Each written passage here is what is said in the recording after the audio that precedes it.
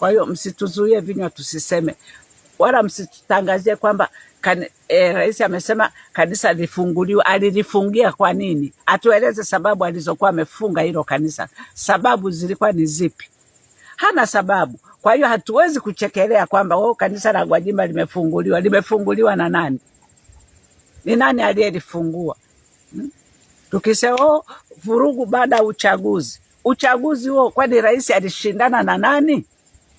Alishindana na nani wakati watu walikuwa wameshawekwa ndani, mara wamezuiwa, mara hivi? Yani unaona uonevu mpaka unasikia hasira.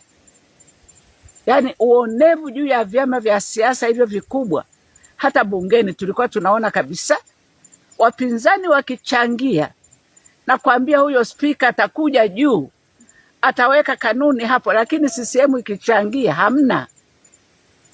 Huo ni uonevu. Sio kwamba wananchi hatuoni, tunaona na tunaufahamu. Wala msifikiri kwamba mtatugiribu akili kisa mmefungua kanisa, sio mmefanya nini. Mmefungua kanisa wakati mmeiba vitu chungu zima.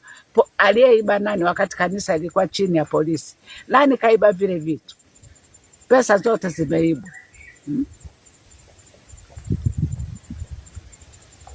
Sasa mpaka tunafika mali tunajiuliza, hivyo polisi, kazi ya polisi ni kumlinda rais au ni kulinda raia na mali zao? Yani tumefika mahali kwamba hatuna mtetezi.